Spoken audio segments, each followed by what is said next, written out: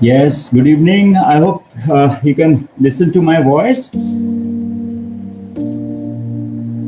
Yes, sir, you're audible. All Good right. evening. Do you think that my frame is okay? Do I need to shift or something? No, sir, it's all right. It's all right. Okay, thank Yes. you.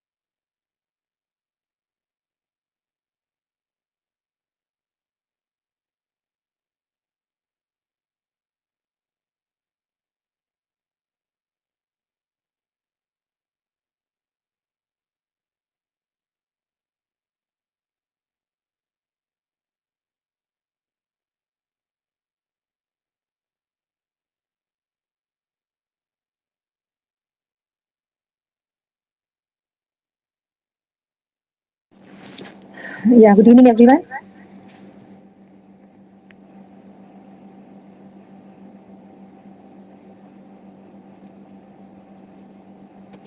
Anushka, we may start.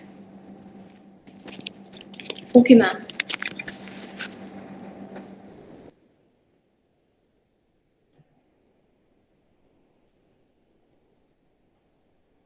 Am I audible, ma'am? Yes, you are very much audible. Thank you.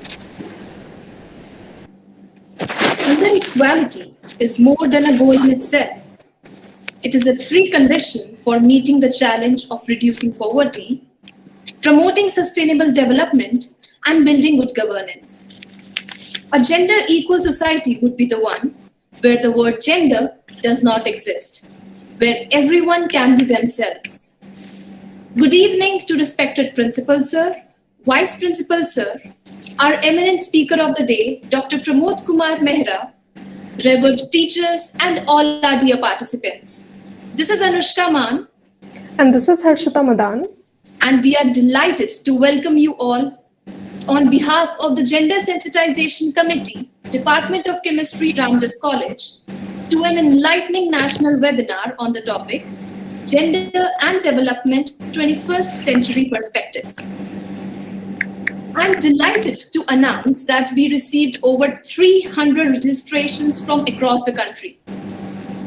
So due to the constraints on Google Meet platform pertaining to the number of participants, we are also going live on YouTube, the link for which can be found on the poster. It is often said that the darkness of ignorance cannot be defeated by running away from it. Rather, it requires us to kindle the fire of knowledge and drive away the gloom with it and start anew. Just like those first rays of the sun that slowly dispel the remnants of the ink black night at the crack of dawn and signify the beginning of a fresh new day. On this note, let us give this program a fresh start with the blessings of Goddess Saraswati, the embodiment of knowledge and wisdom. कुरुत्वं कल्याणम् आरोग्यं धनसम्पदः शुभं कुरुत्वं कल्याणम् आरोग्यं धनसम्पदः शत्रुबुद्धिविनाशाय दीपज्योतिर्नमोऽस्तुते दीपज्योतिर्नमोऽस्तुते शुभं कुरुत्वं कल्याणम् आरोग्यं धनसम्पदः शुभं कुरुत्वं कल्याणम् आरोग्यं धनसम्पदः. Let us give this program, this webinar, an auspicious beginning with the blessings of the divine. It is said that a leader is the one who knows the way, goes the way, and shows the way. I would like to introduce our respected Principal Sir, Dr. Manoj Kumar Khanna, who strives to achieve excellence for the college. He is a person of distinct vision and a fountainhead of illuminating ideas, who has always encouraged us to think big, dream big, and let the sky be our limit. It is only under his able guidance that we have achieved heights of glory time and again. However, due to some urgent work, Sir is unable to join us today for this webinar, but he continues to send us his blessings. I feel privileged to extend my warm welcome to the Revered Vice Principal Sir and IQAC Coordinator Dr. Hemant Kumar Rajor, who is also a member of the Department of Chemistry. He has always inspired everyone with his hard work and perseverance for taking the college to new heights. He motivates us to tap on our inner potential and make efforts to nurture it. Sir, I heartily invite you to kindly share some words of wisdom.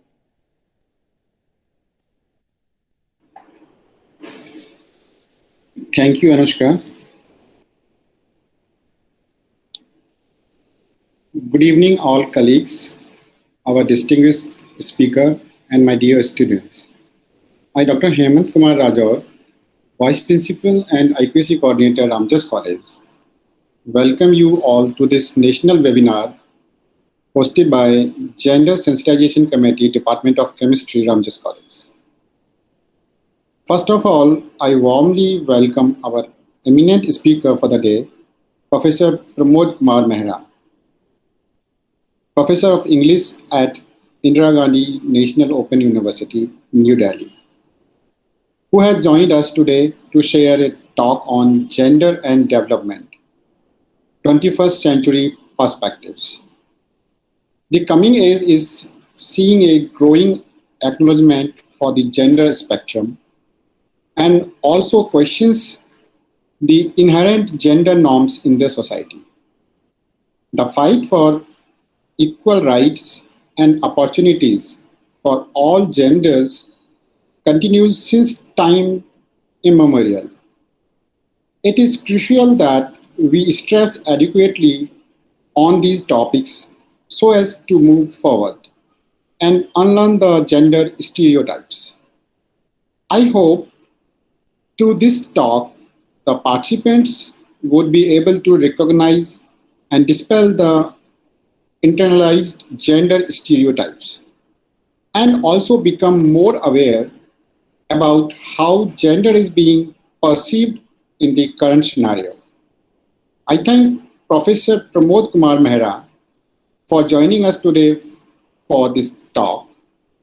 I also welcome all the participants, students, and teachers. I extend my gratitude to the organizing team for this national webinar, which has been working continuously to make this event a success.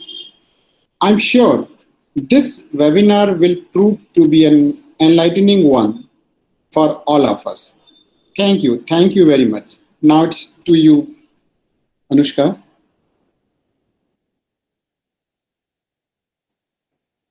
Thank you, sir, for enlightening us. We eagerly anticipate to grow and flourish under your able support.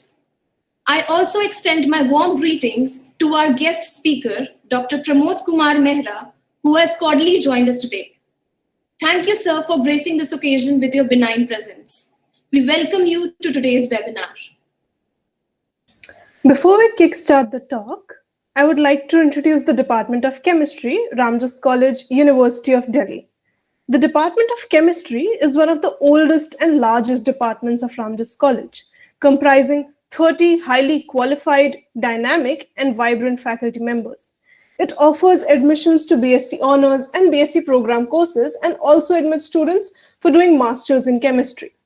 It provides one of the most modern and essential facilities for the students, including well-equipped laboratories. Students from this department are doing exceptionally well in various career fields. The Department of Chemistry focuses on the holistic development of the students.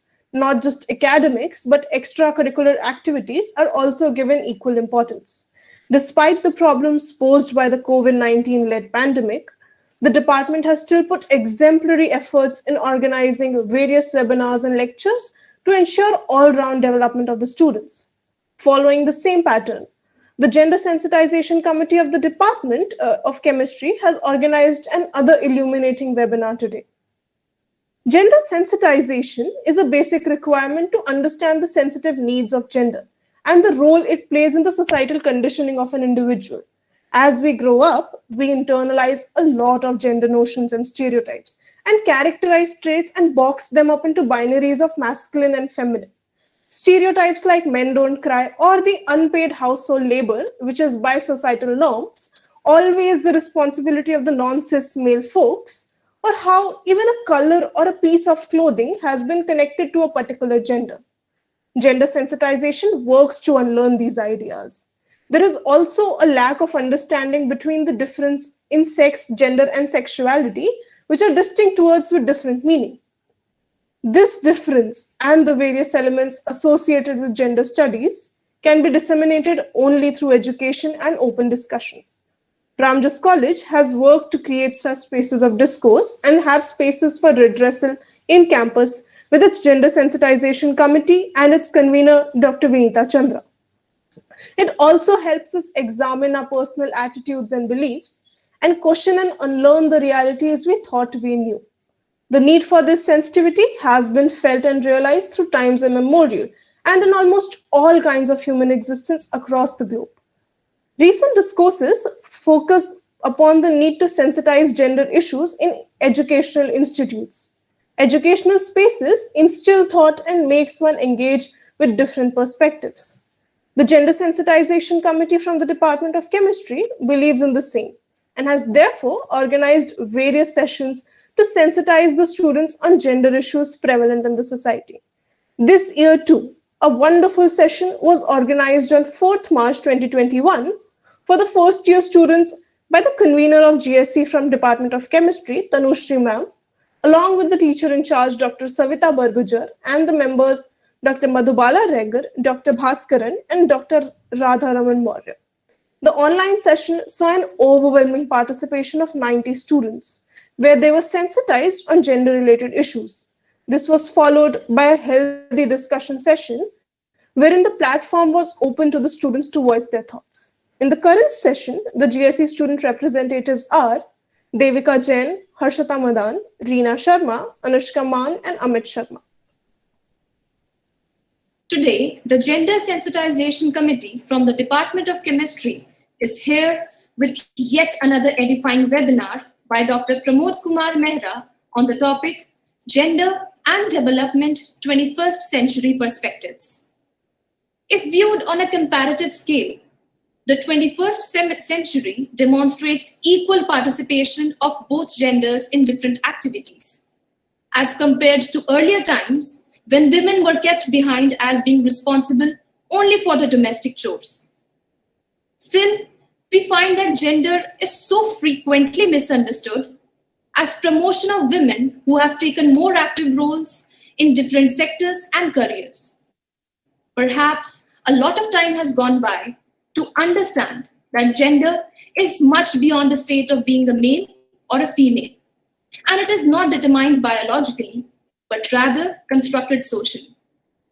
Today, Dr. Pramod Kumar Mehra has kindly joined us to discuss the complex aspects of the way our world views gender in a more acceptable lens in the 21st century, and the growing acknowledgement of diversity and differences where rights matter.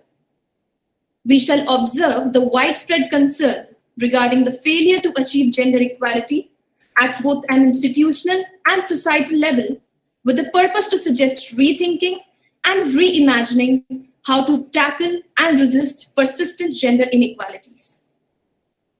Before we begin today's talk, I would request all the participants to kindly keep their mics muted during the course of the webinar.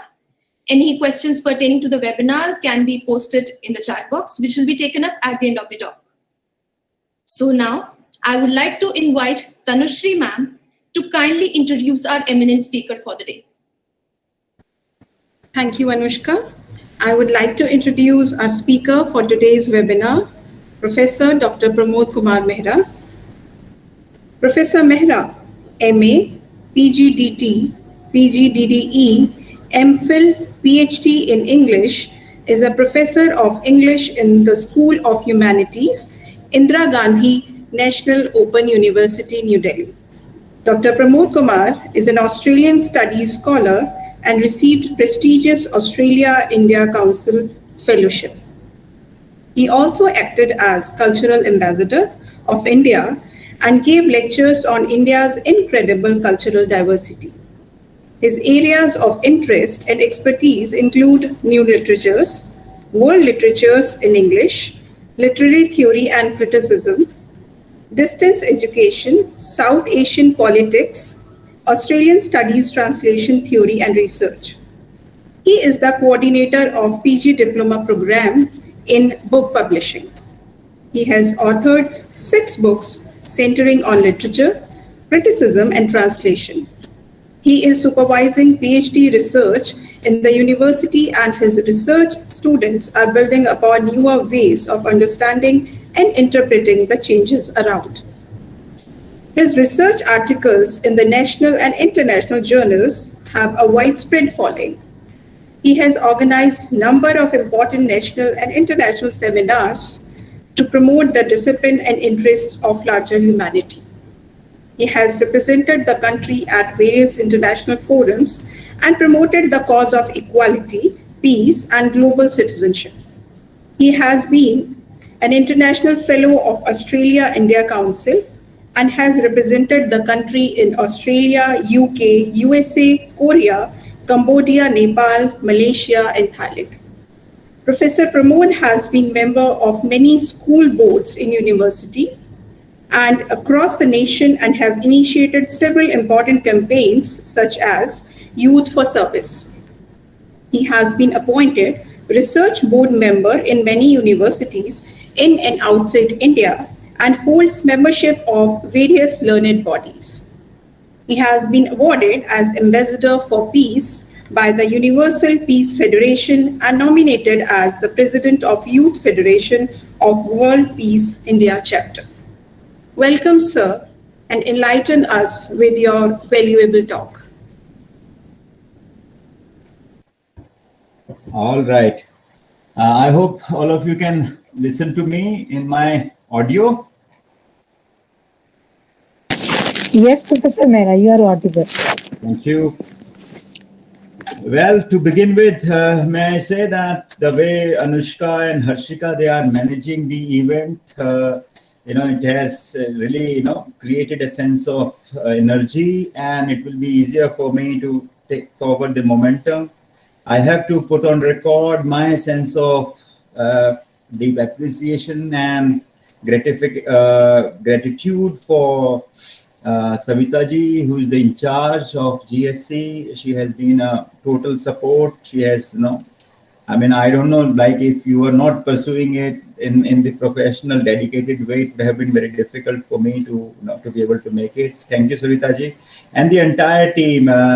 Tanushri ji, you have given me a very, a little flattering, but I don't mind if your colleagues, say nice things about you. Thank you very much. I thank all the entire college. Hemant ji, Professor Hemant, congratulations for your well-deserved elevation.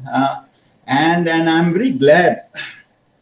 You see, when I was approached for this talk, I thought that, it is important to connect to young people and, kind of underline how these two concepts, in the last 50 years, what are the two important words spoken, discussed, brought into the policy framework?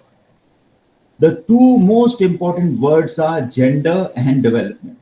So when we are discussing this today's program, I think we are discussing the most important aspects of our society, our nation, in fact, in the macro sense of the world at large also. So I think I'm happy, and I think that there's a certain context. There is, before, let me try to spell out why do we need to talk about this. GSC is not in that sense crazy that, they'll just pick up at any topic and start discussing that. There is we are located in 21st century where everything is, evolving, where everything is, the massive churning has taken place over the last 50 years. The second half of about 500 times of scientific inventions have taken place, in comparison to the last 18 centuries. Okay, more than that. So there is a scientific support to our mindset, our thinking, our behavioral patterns, and we need to evolve, change ourselves. And we need, we are talking about 75 years of independence. We have just entered the 75th year.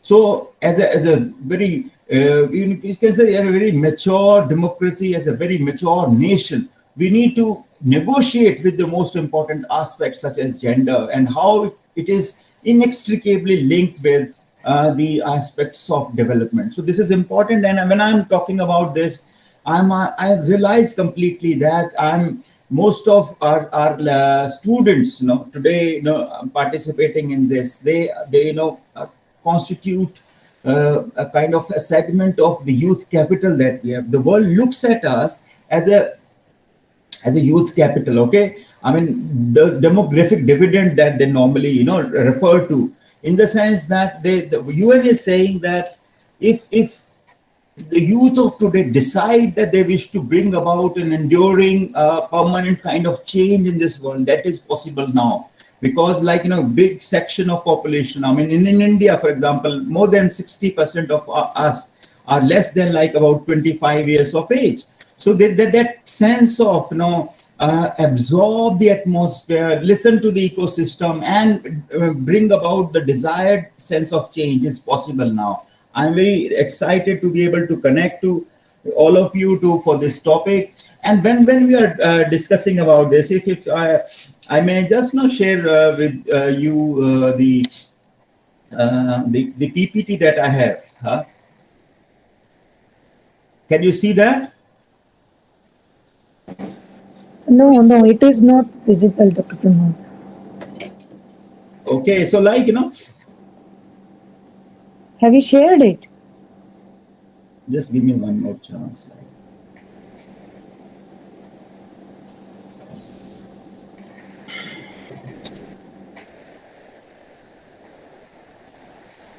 Now, is that there? Yes, now it is visible. All right. So, so I'm trying to argue that there will be a need, there will be a immediate and very urgent need to kind of associate ourselves with the latest understanding, latest development of gender.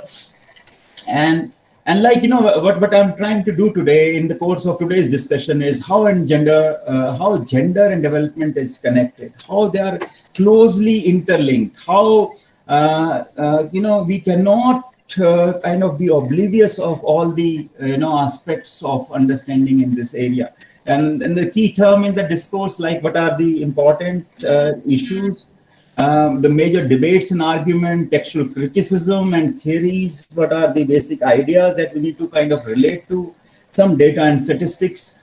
I'll also talk about how we need to kind of internalize socio-cultural economic dimensions. Has media played its role? Media, gender studies, and sustainable development goals. I hope all of you know that in Sustainable Development Goals, we have the goal number 5 is this gender equality, women empowerment, and a harmonious, seamless understanding of how gender operates. And we will also collectively to see if is there any way forward. How can we overcome the challenges in our way? How can we look at this now? So if I may say that there is a sense of evolution. There is if you look at in 21st century, men are no longer the sole breadwinner and women are no longer the people responsible for domestic responsibilities. What we experience, what we witness today is that traditional roles have been exchanged for a mutual relationship in which both sexes are recognized to have personal aspirations, hopes, and dreams.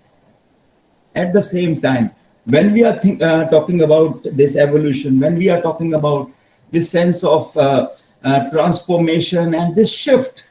It was not perhaps imaginable 20 years back or 50 years back that there will be such I mean a closer association or a kind of equal sense of positioning of gender in the households and in the larger society.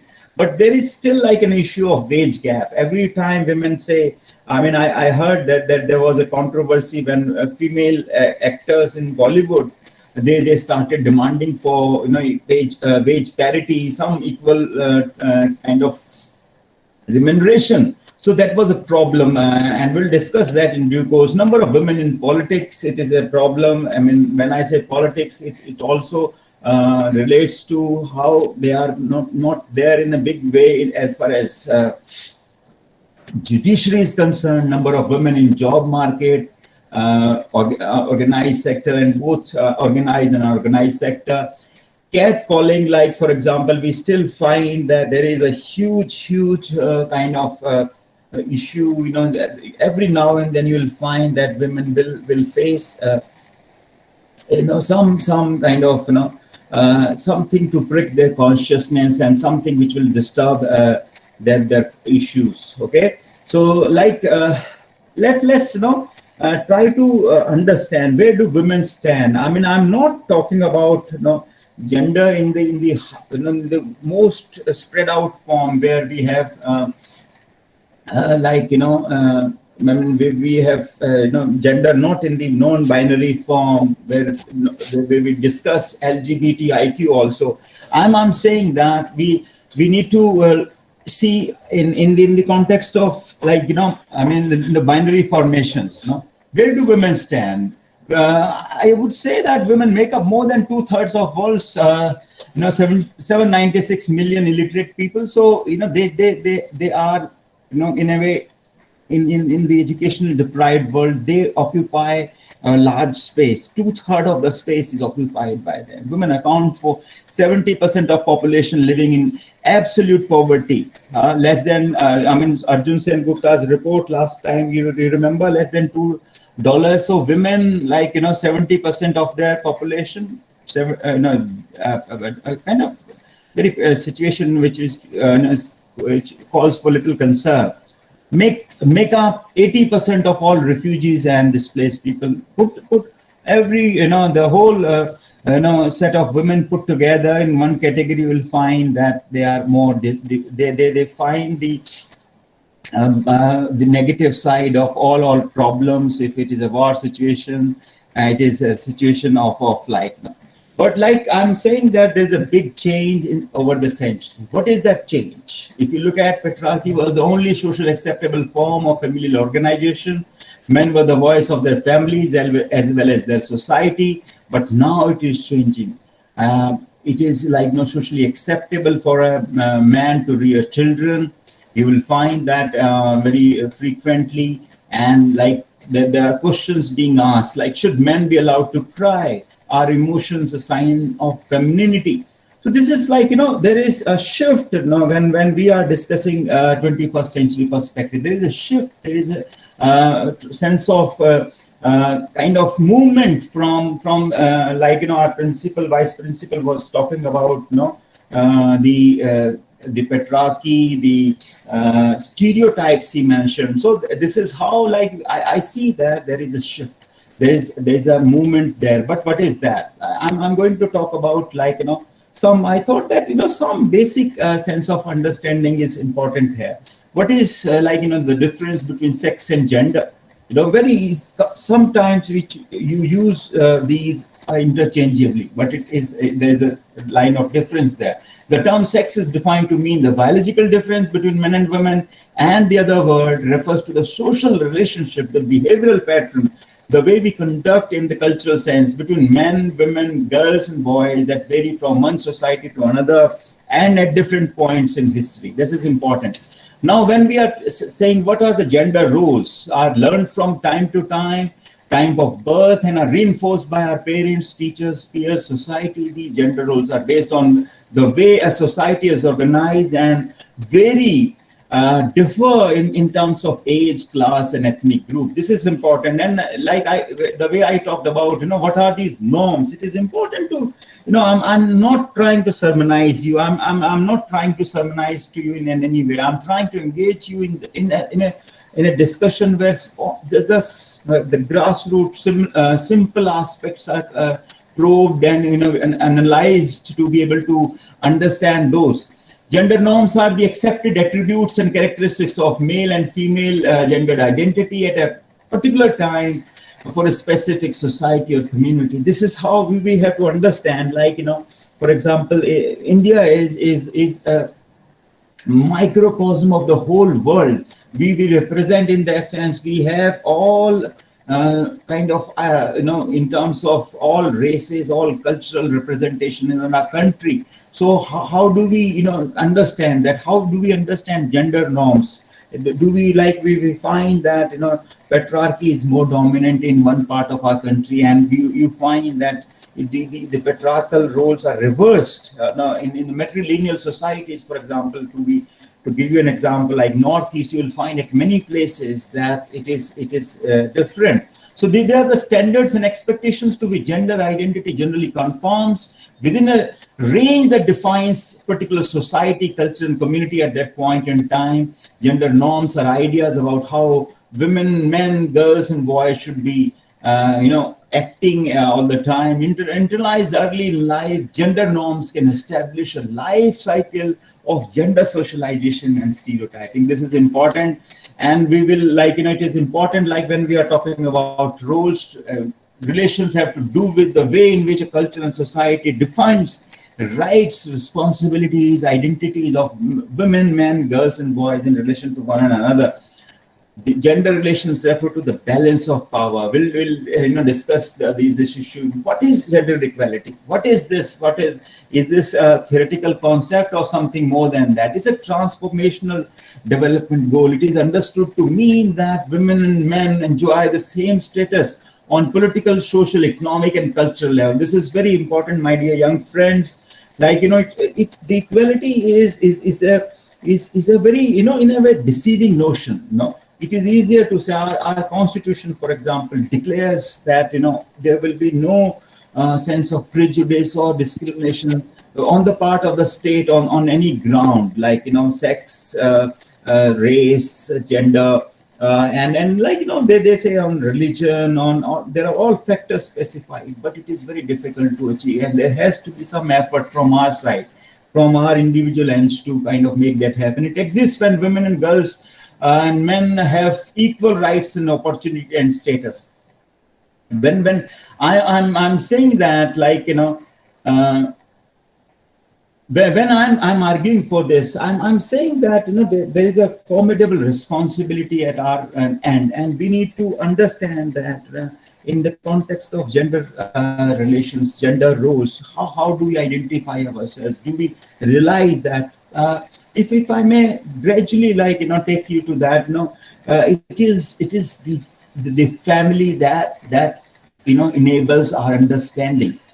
It is a kind of cultural kind of byproduct, our personality. So if we learn more in the family how to sacrifice, how to kind of stand tall in hours of adversity, in a time of crisis. So this is important that we understand. I think the problem is that there has been people notice that in the last many years, last 4 or 5 decades, we find that the institution of family has received a big setback. There are gaps, there are fissures, there are chinks in the armor, and then we have seen that as when we look at gender roles, in a difficult way in the family, it is more we become agents to perpetuate that, to take that forward. So that is something we need to understand, that no one can teach me compassion.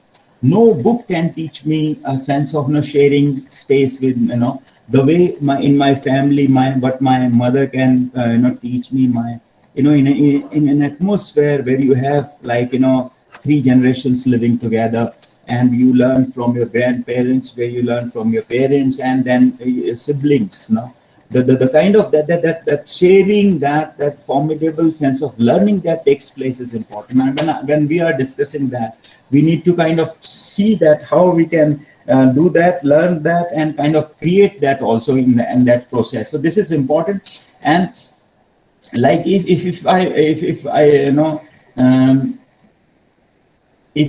may, like take that forward.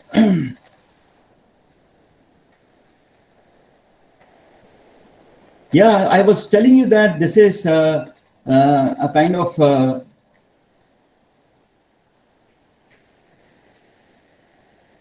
yeah. Do you see something on the screen? Huh? Gender mainstreaming? Huh? No, sir. Okay, now I think this has. Yeah. So, like if we look at it, we'll see that when we are talking about gender roles, we are talking about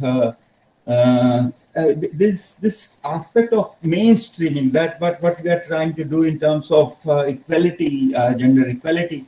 We have to kind of assess implications for women, girls, boys, and any planned action, including legislation, policies, programs at all levels. The way we are sitting together and we are engaging with each other, it refers to a strategy for making each stakeholder and kind of incorporate their concerns and experiences, an integral dimension of design and implementation, monitoring and evaluating policies and programs in all political, economic, and societal spheres, so that women and girls can benefit equally and inequality is not perpetuated. The ultimate goal is to, yes. So, like, what are the factors? Now, I mean, we are all familiar. I'm just trying to reinforce some of those. Discriminatory family code. I told you that the institution of family has received a kind of invasion where individualism has become more dominant,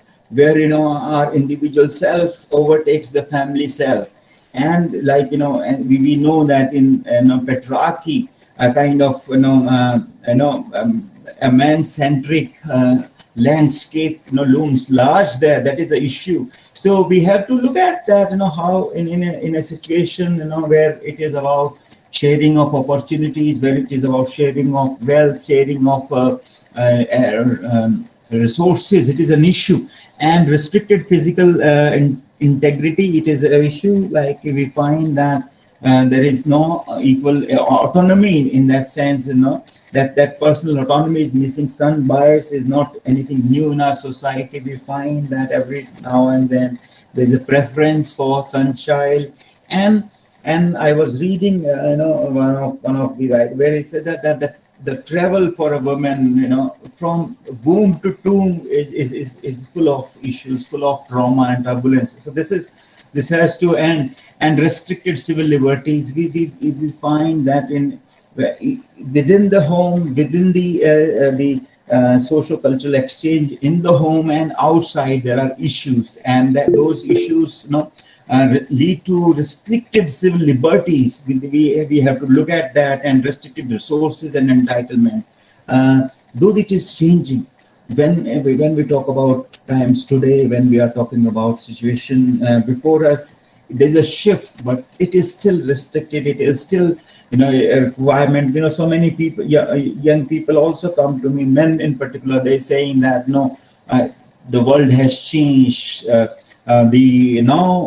it is very equal society. But I find that, I'll tell you in the course of my discussion today, that how it is difficult. I told you about how, if it is a social displacement, if it is a warlike situation, if it is illiteracy, who is on the suffering side, who is bearing the brunt of it, that is the issue. So I'm also I'm just saying intersectionality, because there is an argument that when we talk about women, there are issues within that, in the discourse, maybe you find that the cause of women has been attended to by the state, but you will find Dalit and tribal girls in India. You will look at the crime record bureau data, you'll find that there are several factors behind the rise of barbaric crimes, from social tensions, economic disparity, caste conflicts. If you have some time to reflect about If you want to undertake some extended sense of, you read about Bhavri Devi, you read about Satish Mehra versus Delhi administration, another Suman Devi, like Premchand and another versus state of Haryana. So these are some of the cases where you find that all the civil liberties, all the state guarantees are not that frequently available to women of these social backgrounds. So this is, intersectionality argument can be approached by you. But I'm saying that gender is generally portrayed as a limited construct. It is a problem with media also. Media, with what it could do, perhaps it has not done to the expected levels. It has, in a way, failed also in doing justice in its portrayal. What is the problem? Representation of transgenders and non-binary characters. Yes, this is a problem. Mainstream media representations of, like this is an issue, hyper-femininity, hyper-masculinity qualities are reinforced every now and then, and there is an issue. How this is not helping? How, but like, for example, like even after 75 years, even after 7 decades, what is something that shocks us, that curtails us? Underrepresentation and misrepresentation, sexualization. You find that, very stereotyped, very frozen sexual roles are assigned, and which leads to domestication, suppression, discrimination, exploitation. It will lead the abuse. For example, we find, we are discussing things when the whole world is grappling with this corona pandemic. I told you the data that in the if you look at the crime record bureau data, the idea of domestic abuse has crossed all levels. Like they say that it has been never reported to that extent.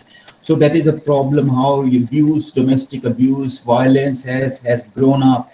So female characters they are like media and other kind of all kinds of media, whether it is print media, electronic media, social media, new media. They have not done justice, and female characters are just like plot devices. How do we do that? In the world, like for example, Millennium Development Goals, like from 2000 to 2015, we discussed in a big way that we will eliminate gender disparity in primary and secondary education, preferably by 2005, and by all levels, no later than. So this is very central to any social change that we are talking about, primary and secondary education.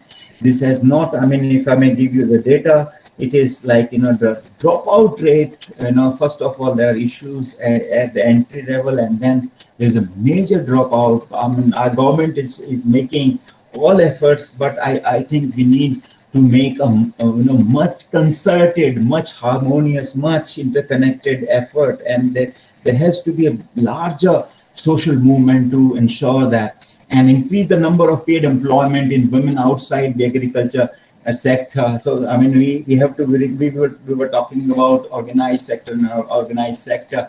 So this is something very important. And you see, there's an argument that if there are not many people in policy making bodies, if there are not many women representing leadership, they are not taking up leadership, it will be a problem. The same goes with, there's an argument that women has to come in this judiciary also, like the seats of justice need to be occupied by women, and in a big way. So if I may give you some material, like there have been, like as far as policy making decisions, like there have been many conventions and declarations at the international level, and India is a signatory. India has been party to all these, like if we discuss about Convention on the Political Rights of Women, Convention on the Consent of Marriage, Minimum Age of Marriage, and Registration of Marriages, 1964. You will find that in every decade you will find that there will be a policy, there will be a kind of international convention, and people will come together to ensure that to ensure a gender equal society. Convention on the elimination of all forms of discrimination against women, CEDAW 1979, about 45 years back it happened. And very important, like, if you wish to understand, like, the data, the kind of socio-economical cultural changes which have been suggested by these frameworks, that is very important. The Paris Agreement is also important, in which you find that though there is a reference to climate change, but they say that gender equality, women have to be given more power, they have to be assigned more share in the socio-cultural space, so that they can bring about the policy change, everything that we think about. Beijing Declaration and the Platform for Action, very important, 1995, and latest one, like, where in Istanbul Convention on the Prevention and Combating Violence Against Women and Domestic Violence. I think in your urge to understand how we have from time to time, our constitution is very, in that sense, effective. Like it in no unambiguous terms, it kind of suggests, it kind of it announces that it will be no problem for women, and we have taken up different provisions also to ensure that from time to time. But the speed is an issue, the pace of change is an issue here.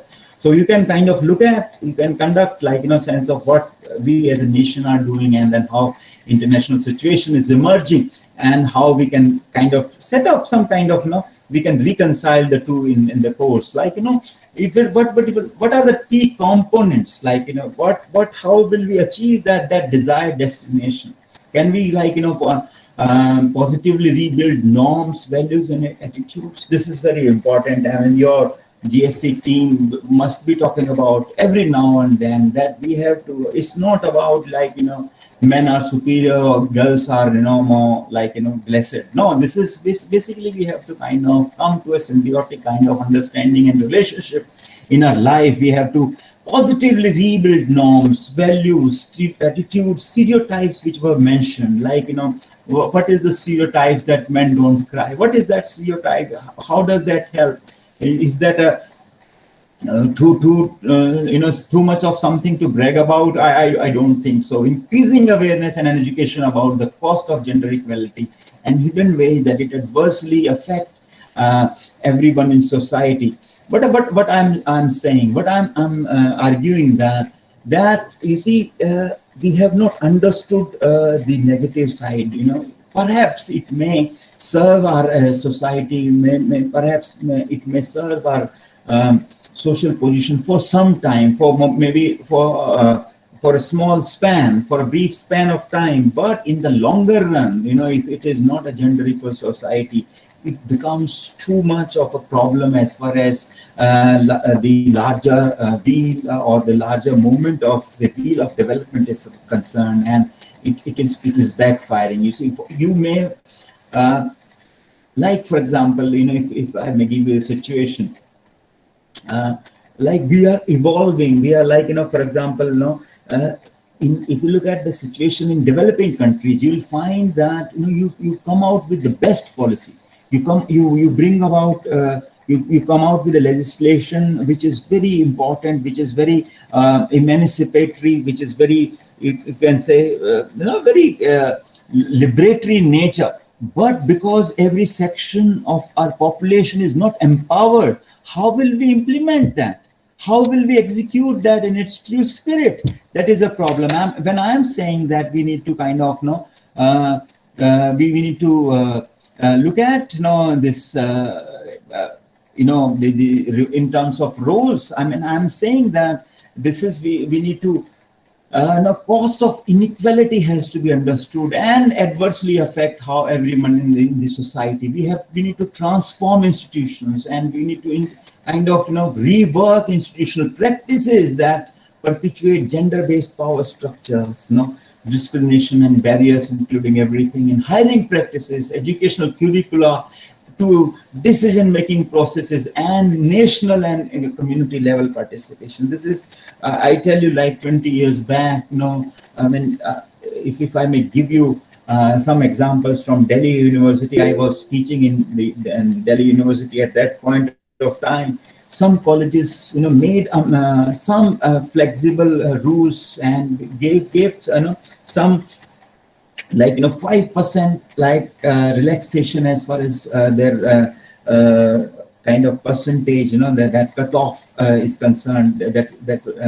So that created an additional opportunity, like fee waiver was given, fee relaxation was given, scholarship was given, and then it led to, in that sense, it brought down, brought about some changes which are now, and you will find, now you have more women.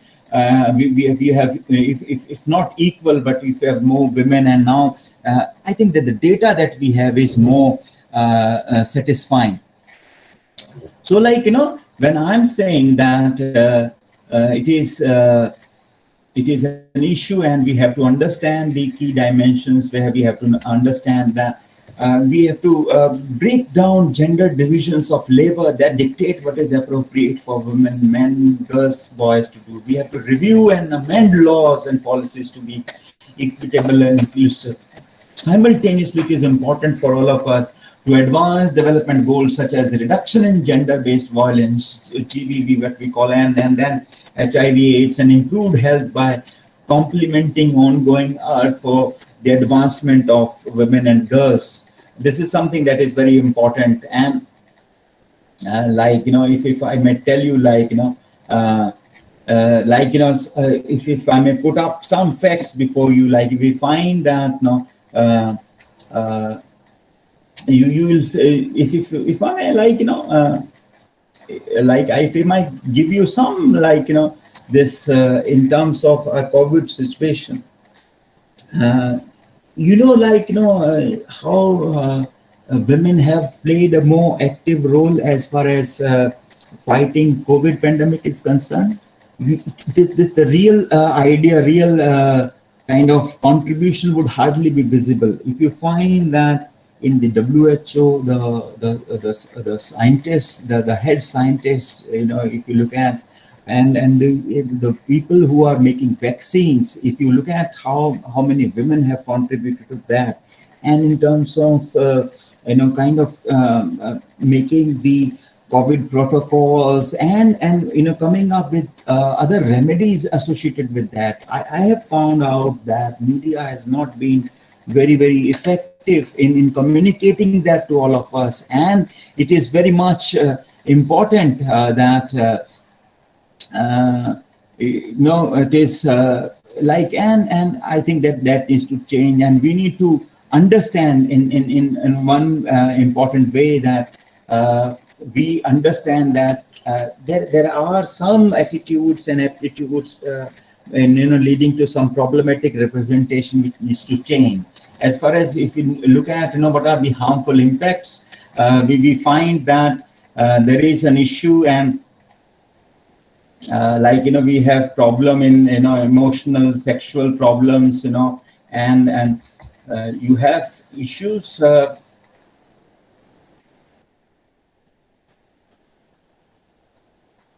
Yeah, so I'm talking about this, I'm saying that there is an issue that we need to relate to, and if we look at in today's situation, I was telling you that Dr.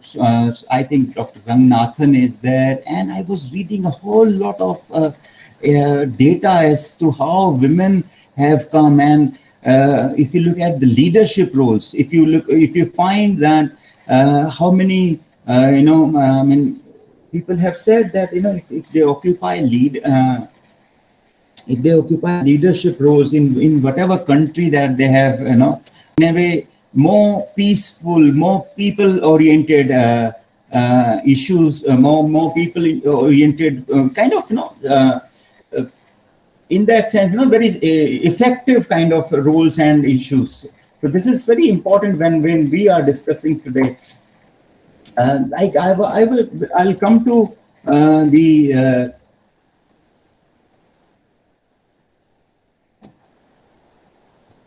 Yes, and I must not talk about what are the other issues that women face, and like, if I, if I may briefly tell you about like girls, I mean, those people who say that this is an issue, it is a kind of much resolved issue and we need to move forward. There is a, like, statistically we find that girl aged between 5 to 9 and 10 to 14 spend 30% and 50% more of their time respectively on household works than boys of the same age. If I have done, for example, in my research, I have found out that so many girls who were not very active in the online classes, and when I was asking them, why they were not there in the classroom and they were not participating, there wasn't ready excuse that, and that excuse was that who else will take care of the household. There are other socioeconomic problem, like, if there is one apparatus, if there is one camera available, like in terms of phone or laptop, it will be used by the boys. Like, you find that in 2019, 75% of dreadful diseases among adolescents aged 10 to 19 years were among girls worldwide. So their susceptibility to problems. Now, one in every adolescent girls aged 15 to 19 years, around 13 million have experienced forced sex, and one of the most violent forms of sexual abuse they can suffer in their lifetime. This is also, like, if I may add, around 1 in 3 girls aged 15 to 19 today have undergone female genital mutilation in the 30 countries where, their UN conducted the data. So, and like, if you find, like, we are talking about mental health in a very big way, but, like, that's a side issue. I mean, very basic health issue, maternal health conditions such as hemorrhage, sepsis, and obstructed labor, were the leading causes of death among girls, aged between 15 to 19. What is the big concern? How do we, kind of cope with this? How do we negotiate with this?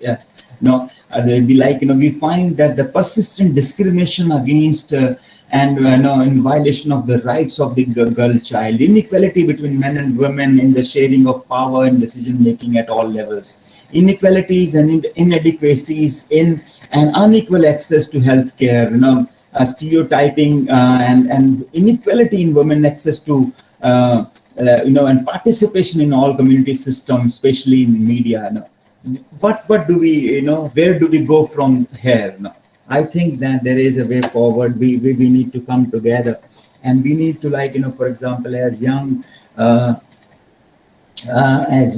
people, and in the colleges, in the schools, particularly, once you have, realize your larger purpose, where you have realized the power of education, where you have understood that, yes, I have a kind of effective role. I have the potential to bring about a change. I think that is important, that we understand, we come out with the resolve. And today's lecture, for example, I think it should not remain a lecture. It should translate into some healthy action also, where we, at the family level, beyond, we kind of take a resolve that we will, we will understand our true role, and we will execute that. Like, for example, each GSC has to take a resolve that our campus, and in fact we'll do some outreach also, and we'll make sure that the fruits of education that we have achieved, the outcomes should be available to people outside also, and we should do some campaigns. We should do something where where we can kind of bring people to the understanding that this is very important to achieve, and we cannot afford to be a gender unequal society.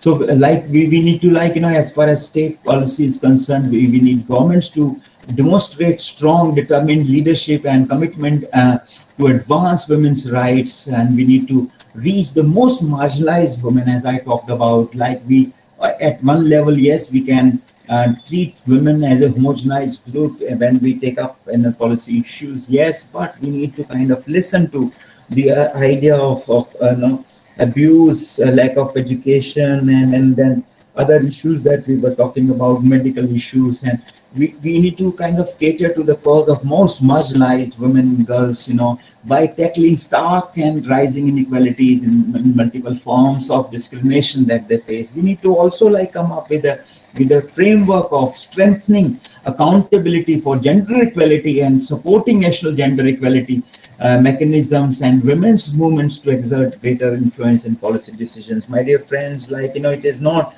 it's time to understand when we are talking about today that we are 21st century knowledge learning is different. 21st century atmosphere is different. It is not that everyone is saying that you will be educated, we will be treated educated, we will be valued educated, we will be identified as educated people, not by the virtue of our degrees, not because that we carry some heavy set of papers to brag about. No, we will be valued by our ability to kind of unlearn the stereotypes. We will be kind of considered educated if we kind of relocate ourselves, and we can adapt to the new situations facing all of us, and we can kind of contribute to, and we can achieve that gender equal society that we are kind of campaigning for. We need to kind of greater contributions of men as gender equality advocates. So it is not like for women all the time to kind of come and argue and yell about this and kind of make calls. It is I think the idea of gender equality and we can say kind of we talk about we have come to from a stages from a level of women empowerment to women-led development. Our Prime Minister also talks about it in a big way. So why how will that be possible if there is no sense of contribution from the side of men? That is very important, and I think that there is a sense of indignation at that level, and it looks very positive. So we need to kind of exponentially increase investment in gender equality and women's rights. I tell you that when Nirbhaya happened, it was a big kind of jolt to our consciousness. Everyone was shaken, and about some fund was created, 100 crores was created. After 5 years it was reviewed, and it was found out that not a single paisa was spent. The Justice Verma panel committee report which had come up after that about sexual harassment at workplace, about ensuring how after Vishakha judgment, what were the policy mechanism change, and then many more things came up in the Justice Verma panel committee report. So that is something that that has to be introduced as a policy mechanism, as a policy intervention. So that is important. I'm saying that when we are talking about this, it is important that we look at kind of a sense of individual share, sense of as far as our individual and our collective responsibility. It is a very important duty. It is very important kind of is equally important as our professional educational lives. My dear friends, when I'm talking to you, I am doing it with a sense of responsibility, and I'm basically trying to underline the fact that whatever we what we can do cannot be done by anyone else. A lot of effort has gone into bringing this world up to this point, and it is now our responsibility. It is our kind of baby, to be nurtured, and then we have to fulfill our share of responsibility. I would suggest that just we are dedicated, we are sincerely pursuing our educational goals. Each one of us have to, because that is how our society will flourish, and how we will be able to sustain ourselves as a society.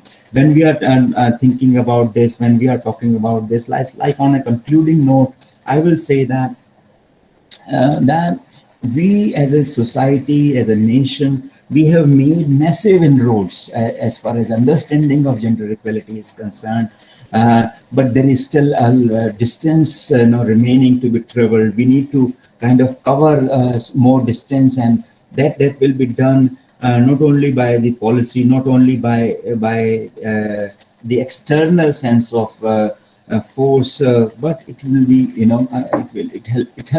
it will have to combine with our internal sense of trigger and internal sense of will to bring about a more positive change in our society. I think we need to, as a part of this GSC activity, as a part of our larger social agenda, I think, see everything, like, whatever you may achieve, like, if we are not able to live in a gender equal environment, I think our education, everything put together, will not be of much consequence. I'm saying that. So with this thing, and I think, we have all data before us. I have tried to talk about different, national and international policy interventions. I have talked about how now the right time has come where we need to, and we must overcome all stereotypes. We must reverse all negative cultural agenda that we have inherited, which has led to so much of gender skewness, and where we have created so much of negativity.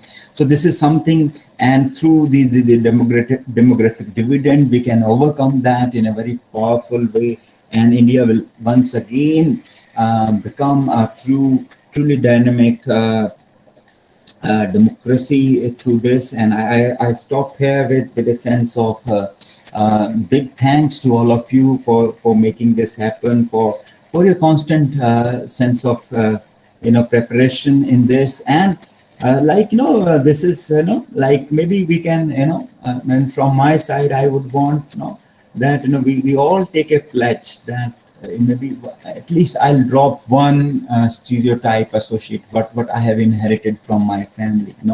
Like if and I tell you, all your educational kind of lessons, all what you have learned, it will come out in a bigger shape. I'm very convinced, so we will be very much from now on. I sense that your college is doing exceedingly well, but we will kind of orient ourselves. We will kind of create that sense of energy and synergy, so that we can initiate a sense of momentum for a gender equal society. I stop here, and I thank you all once again.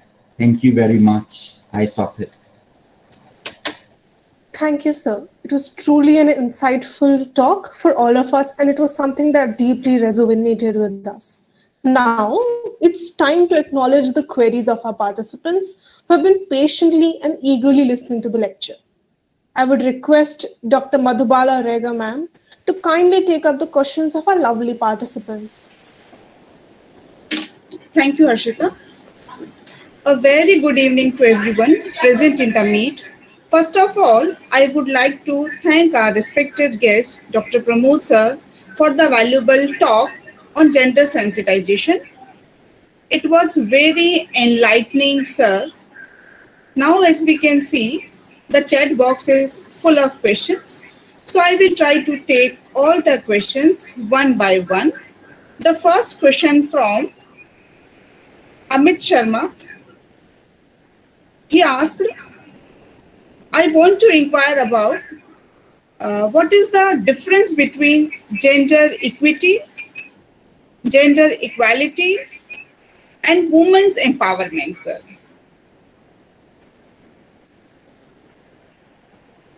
All right. So this is a very nice question. I think this question suggests that, we take the jargon very synonymously, and we don't generally do not draw a line of distinction. So women empowerment, when we call, it is a kind of initiative on the part of welfare state to come up with say policy interventions to in terms of education, in terms of employment, in terms of say, and in politics, that that they will give space, they will create some provisions where women will kind of come up to a situation where so you can say it is the preliminary, or the, you can say, beginning phase of the women kind of programs. And now that we are discussing about women-led leadership, so that is something, women empowerment. When we are talking about equity and equality, this is little like that needs understanding. Equality, and we all understand, but equity is like where we understand that it is more about distributive justice. It is more about like who needs what. We cannot treat each one equally. For example, like as a teacher, I can see Tanushri madam and Madhu Balaji, like when you look at like 50 students sitting in the class, you will like look at the individualized need also of the students, and will try to cater that, and will kind of, if you need to dedicate more time like beyond the classroom, you will do that. You will not simply say, oh, now my duty is gone, like okay, fine, the policy is like some fee relaxation.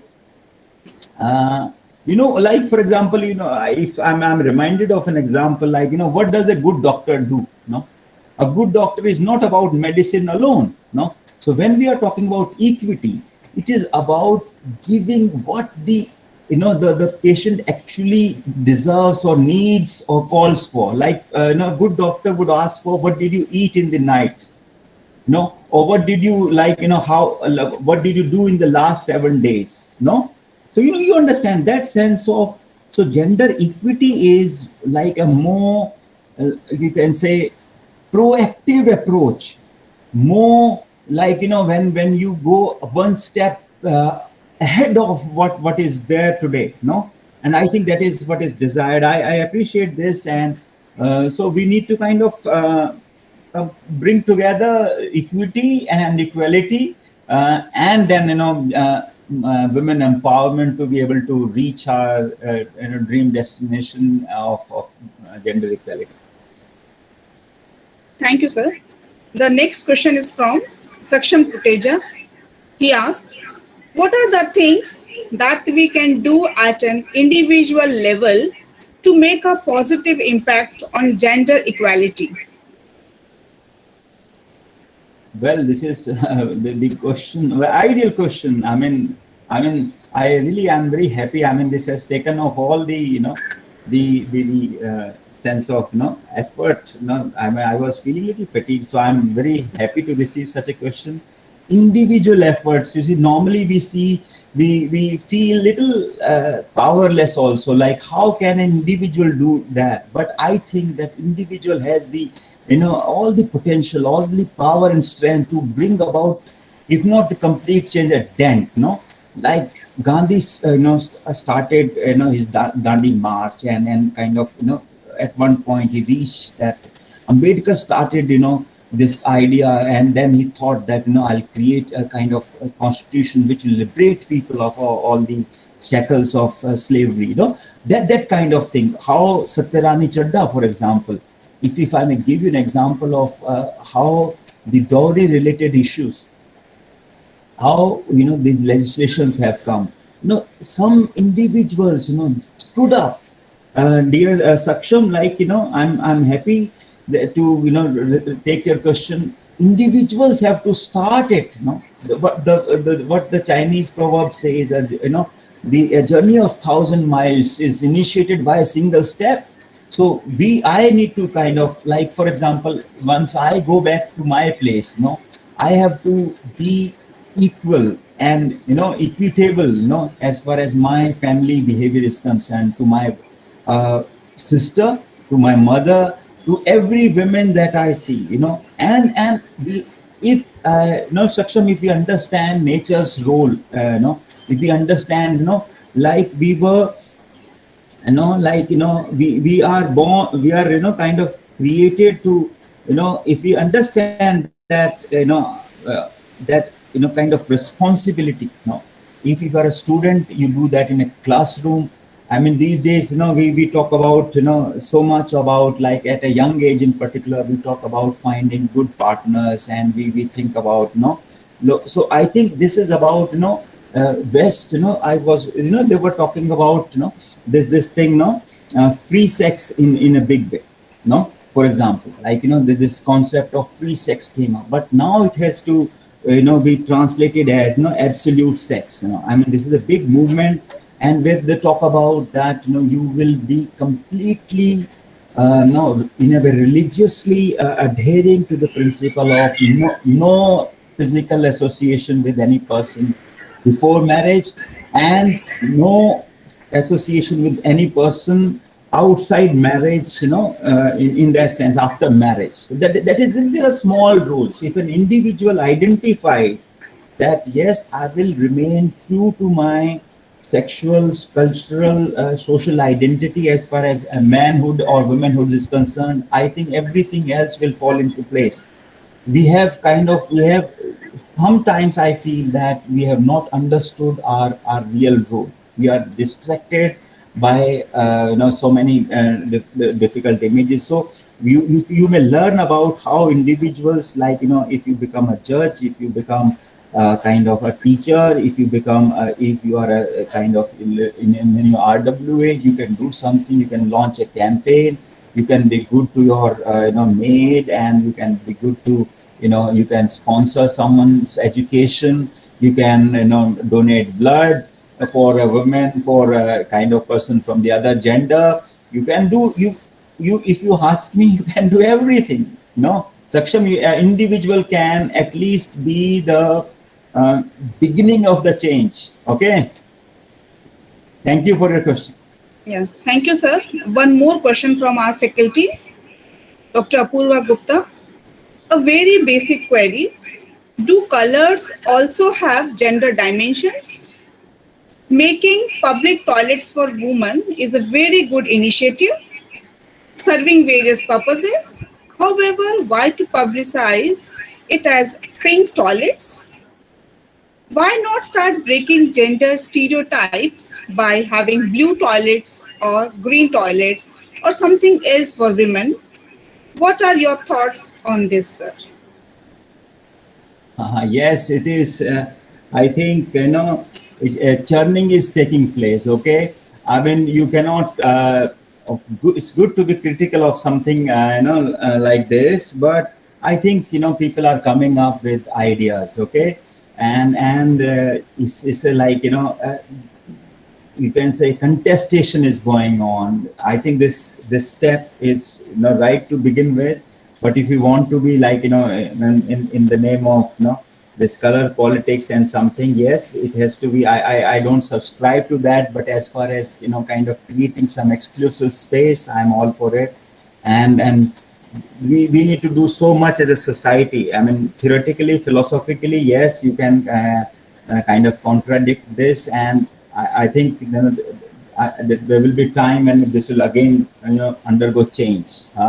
So we just I mean, you just treat it as some kind of beginner's kind of response to the gender situation. People are, they will be alive to the fact that, yes, this color coding will, and so, pink, for example, yes, we will, gradually liberate ourselves from all, stereotypes that we have inherited. I welcome your question, Apurvaji. Yes, and I think, you as a GSC, you can, bring about the change in your college first. Like if there is something happening at that level, and you can sensitize people about that. Thank you. Thank you, sir. One more question from our student, Anushka Man. When we talk about gender equality on a global level, we see this concept being under a serious threat in Afghanistan following its annexion by the Taliban. The fight for equal rights for women, which has been going for the past 2 decades, seem to go down the drain. We come across the situation in the 21st century. Sir, what do you think? How far are we to achieve gender equality on a global level? And how can we, as a youth, contribute in eradicating this inequality? All right. So, see, your concern for the situation there in Afghanistan and other parts of the developing world is important. And see, we have inherited a deeply skewed, very can say mangled world order. Okay, we have not we don't have a very powerful, very peaceful.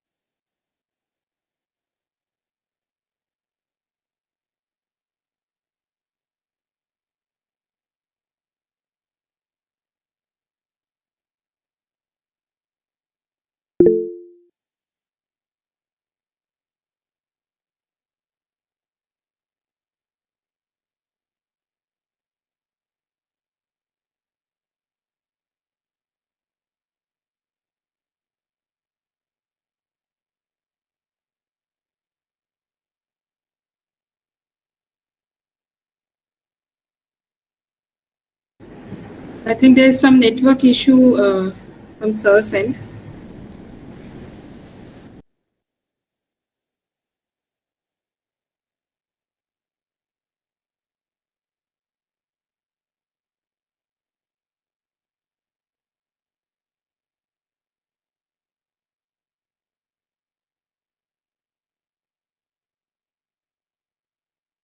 There seems to be a network issue from Sir's end. I'd request everyone to wait a minute while we try to reconnect with him.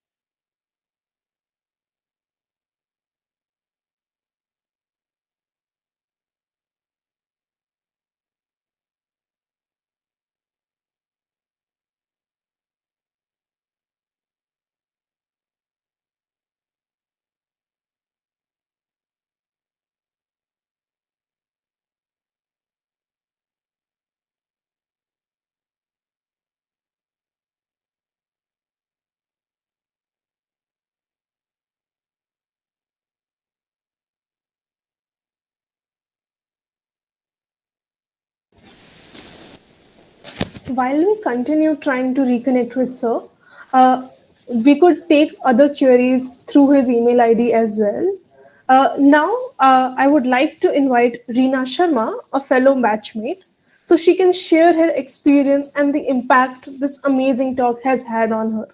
Over to you, Reena. Thank you, Harshita. I would like to start my articulation with these ironical lines. While he sat on the couch posting feminism, arrived there a coffee made by his mom who just returned home from work. This world is much more than just X and Y chromosomes. But to understand this, gender equality is the core goal to achieve. A very good evening to everyone present in this one-day national webinar on Gender and Development, 21st Century Perspectives, organized by Gender Sensitization Committee, Department of Chemistry, Ramjas College, University of Delhi. This is Reena Sharma, a third-year student pursuing BSc Honours Chemistry from Ramjas College, University of Delhi. I'm here to perorate my learning outcomes of this webinar as a student and learner. Before that, I want to express my gratitude and thankfulness to our esteemed speaker of the webinar, Professor Dr. Pramod Kumar Mehra sir, for such an insightful, eye-opener, worth listening, relevant and meaningful lecture. The lecture was phenomenal and knowledgeable. After listening to the lecture, I can conclude that 21st century is the period of change. And today's woman is becoming a highly self-directed person, alive to the sense of her dignity and importance of her functions in the private domestic domains and public domestic domains of world of work. They are becoming rational in approach, careful in handling situations, and want to do things as best as possible. No enduring solution of society's most threatening social, economic, and political problem could be found without the participation and empowerment of women. They play a pivotal role in eradicating poverty and mending social fabrics. The Constitution of India has conferred on women equal rights and opportunities with men. Impressive trophies to be flaunted and possessed. I got to learn from the webinar that how massive changes have taken place in this time from last 50 years, including behavioral or scientific. We Indians are looked as youth capital, and we can bring vast and enduring changes. I got to learn how gender and development are interconnected, how social cultural dynamics and media is playing role in attaining gender equality, how we can overcome the challenges in the field of gender equality. Equal sense of positioning was never imaginable in early times, but things have changed. But still, there are huge challenges faced by women. Sir, you elaborated about true condition and position of women in terms of literacy and politics. Sir, you also enlightened us about the difference between sex and gender, which are generally interpreted incorrectly. Gender roles are very much defined. Gender norms and gender identity were the focal points of your webinar, sir. Sir, you opened up the real meaning of gender equality, and it should be theoretically as well as practically executed too. Sir, you told that family is the core teacher for any individual for teaching compassion, love, respect, and caring. Sir, you also told about gender mainstreaming, social, political, and economic egalitarianism of the sexes. You very beautifully discussed about the traumas women face, and you told that the world has changed, but still women are suffering. Women are on the suffering side, especially the Dalits and minor girls. Sir, you told about gender is portrayed as a limited construct. Even in today's world, lesbian, gay, bisexual, trans, intersexual, queer are still not considered as normal human beings. Abuses and violence are tremendously increasing day by day. Much interconnection, equal wages for women, literacy can change much of it. Women should be the representatives in policy making and defense services too. More share is required on the part of women. Sir, you told that the desired destination can be achieved by positively rebuilding the norms, transforming institution by equal national and international participation of all genders, etc. Sir, you gave your best to increase and amplify our ability to understand the topic by giving examples, statistics, and data. Sir, you told about how women have played role in fighting COVID-19 pandemic, and this intensified the demands of gender equality. Sir, you have also thrown light on the harmful impacts of gender inequality. The subject of gender equality and development is still not very resolved topic. Females are still bound in household chores and take it as the priority education. Serious diseases faced by the girls of age group 15 and 19 were also the part of your webinar. Sir, you also gave recommendations to increase the works and impacts of Gender Sensitization Committee. You told that degrees are not the proof of our intelligence, but we need to relocate ourselves. We need to get adapted to the current situation and the needs. Women empowerment to women-led development is possible only by investing gender equality to bring change in the society. I want to conclude by saying that there is need of emotional empowerment of boys and girls in home, schools, and colleges. Entire burden of safeguarding traditional and cultural practices should not be imposed upon girl child. They should not be prevented from participating in national and societal progress. Last but not the least, the educational system is the only institution which can counteract the deep foundations of inequality of sexes that are built in the minds of people through socialization process. Education system should be used to revolutionize the traditional attitudes and inculcate new values of equality. That's all from my side. Thank you, everyone. Thank you for lending your ears. Over to you, Harshita. Thank you, Reena. You've very skillfully put in words what someone as a student in such educational spaces feels about the major impact this has in our lives. Coming together in this world to make this world a better place, no matter how minuscule the impact, is the reason that drives us students to engage more with these ideas. Now, I see an overwhelming response of students asking their queries, and it's truly heartening for me to see people engaging on this very important issue in the society. Due to some time constraints, we'll have to shift the queries through emails. I deeply apologize for that. Now, I will consider it my great honor to invite Dr. Vinita Chandra ma'am, convener of GSC Ramjas College, to enlighten us with the words of wisdom. Over to you, ma'am.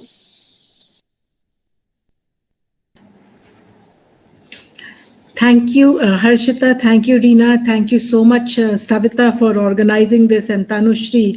It's so wonderful to see a gender sensitization committee in the chemistry department.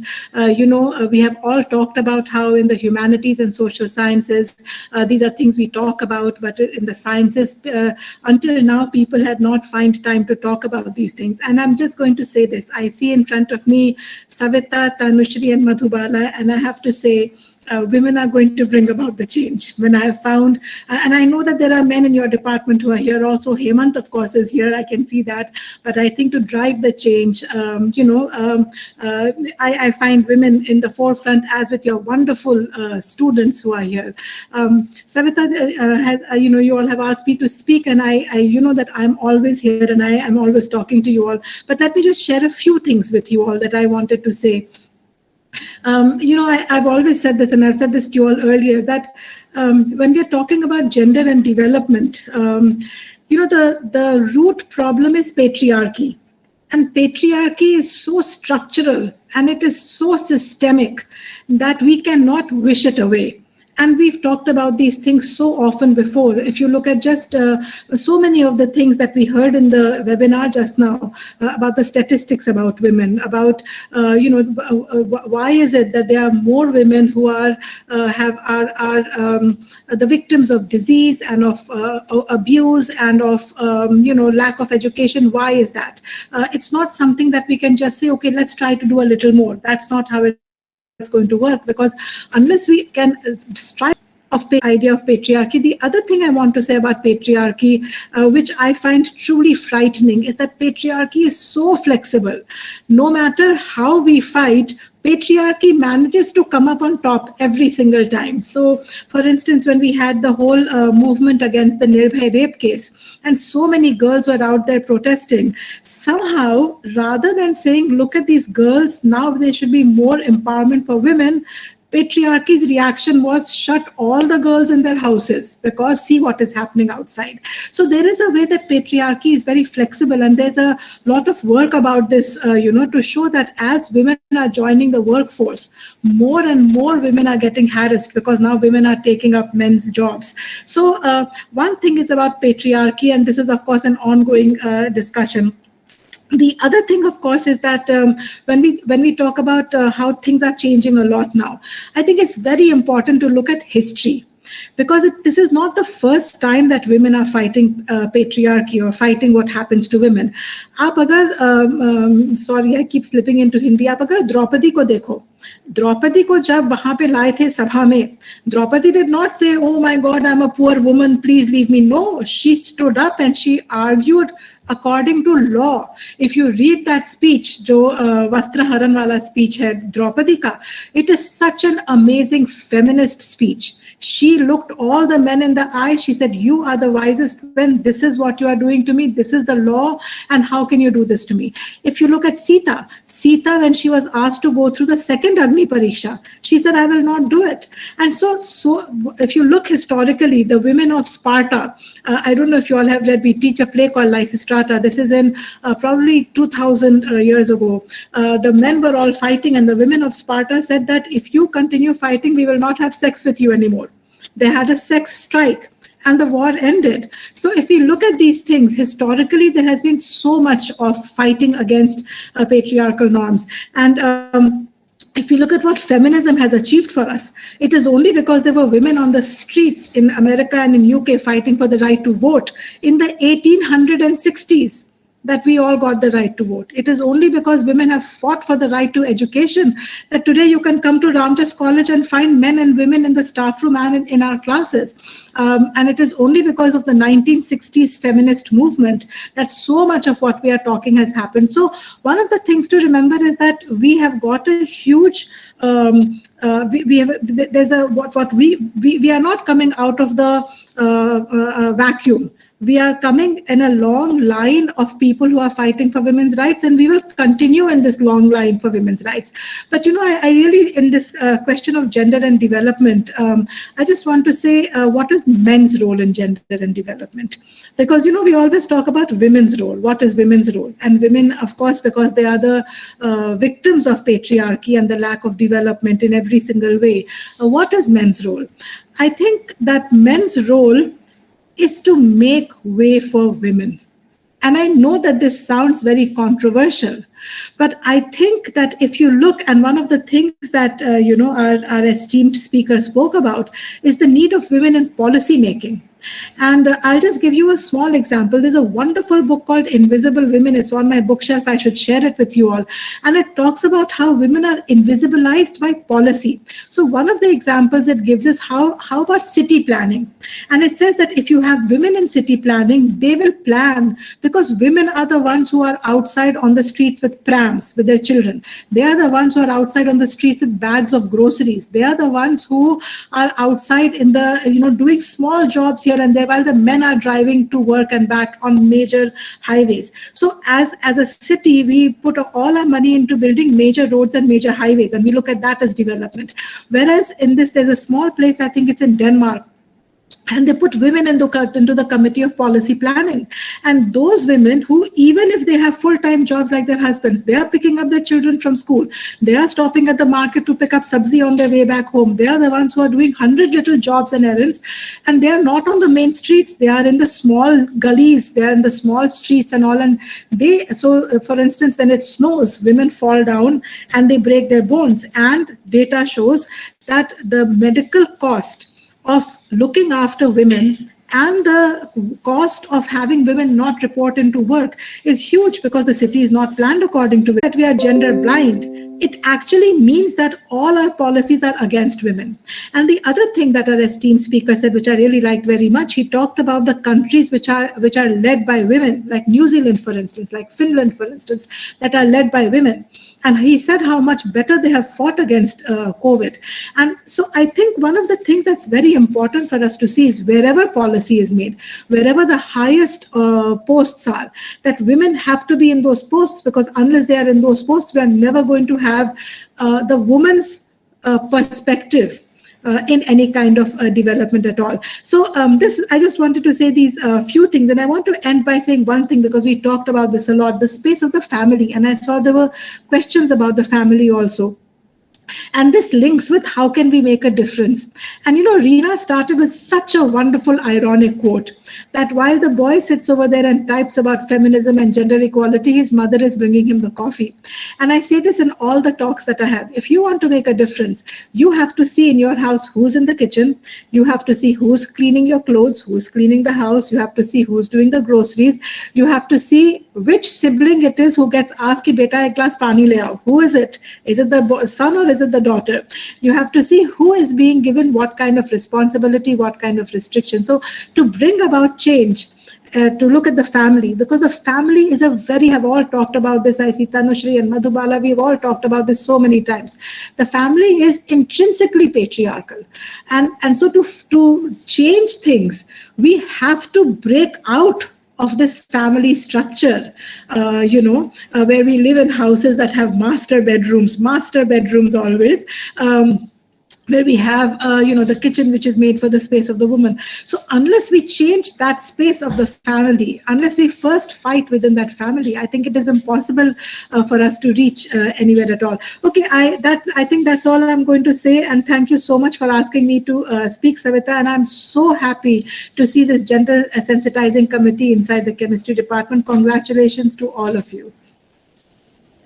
Thank you, Vinita ma'am. What you said deeply resonated with us. The idea of the standards of success and talent being held in a man's world, and how we can bring about change by adding a woman's perspective in it is something that's very important. I think we should prioritize it when we look for further change in how we can grow. We are very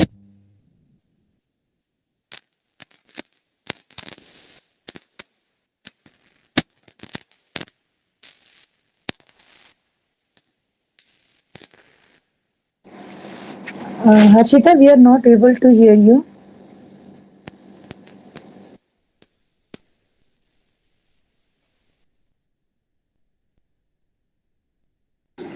Hello, am I audible? Now you are audible. Okay, at what time was I stopped? It's okay, you can continue. You can call the next. As we proceed to wrap up today's webinar, I would like to invite Dr. Bhaskaran to deliver a vote of thanks to Dr. Pramod Kumar Mehra. Thank you, Harshita. Thank you indeed for your nice presentation, Professor Mehra. I deeply appreciate the work presented by you at this national webinar. No doubt, your many years of research and in-depth understanding on the gender and development 21st century perspective is very much evident in this presentation. It was very insightful and inspiring. I am sure that we all have got to learn a lot from this webinar. Of course, our ultimate goal is to achieve gender equality. Thank you again, Professor. Now over to you, Anushka. Thank you, sir, for your courteous words. This indeed has been a wonderful session and an insightful one too. It was truly It was truly a privilege to have Dr. Pramod Kumar Mehra with us here today and enlighten each one of us on a topic which holds so much weight in today's scenario. I personally learned so much new, and it makes me realize, as always, that the ocean of knowledge is so immense, so vast. One can never learn enough. And so, one should never stop absorbing new things. For it is the hunger for knowing more, the desire to expand our horizons that keeps us alive.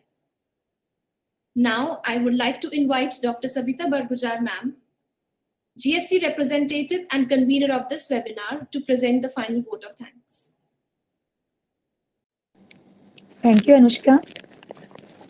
Good evening to the one and all present here. Honorable Chief Guest, Professor Dr. Pramod Kumar Mehra, respected Principal Sir, Vice Principal Sir, faculty members, and all the participants. It is such an honor for me to get the opportunity to give vote of thanks to all dignitaries. On behalf of the organizing team of this national webinar, I extend a warm welcome to the people in the gathering. I extend my gratitude to our Honorable Chief Guest, Professor Dr. Pramod Kumar Mehra, to take out time from his busy schedule to grace this event. Thank you for your insightful words on this special day. A special thanks to Dr. Manoj Kumar Khanna, Principal Ramjas College, for providing immense support to make the webinar successful. I extend my gratitude to Professor Dr. Hemant Rajor, Vice Principal and IQSC Coordinator, Ramjas College, to give permission to organize this national webinar and also guide us at every step to make this webinar in the real shape.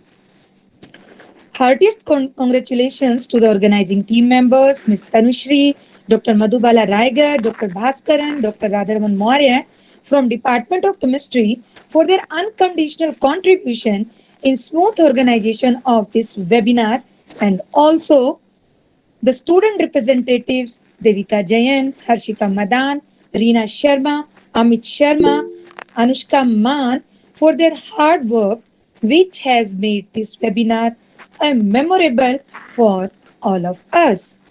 Thanks to the student volunteer Sahil Jathar for making enticing poster and Saksham Tuteja for streaming live this event. Thank you everyone once again for working closely to mark this webinar with success. Last but not the least, my thanks goes to the participants from all over India for participating in this webinar. Thank you. Have a nice day. Thank you, ma'am, for your kind words. It was indeed a very fruitful session. I would now request all the participants to kindly fill in the feedback form, the link for which is being floated in the chat box. It is essential that you fill it up in order to receive your e-certificates. Now, since we are moving towards the end of the program, I would request all the participants to kindly turn on their cameras so that we could have a group photograph for it.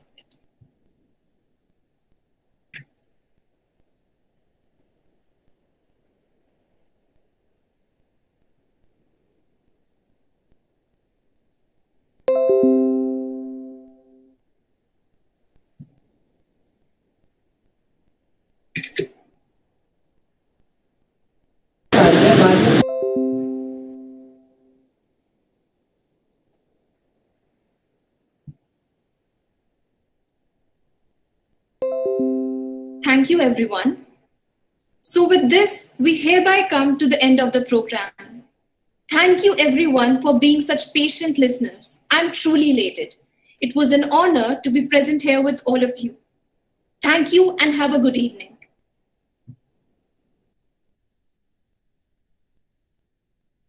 All of you are requested to kindly fill up the feedback form. Only then you will be receiving your e-certificates. Thank you.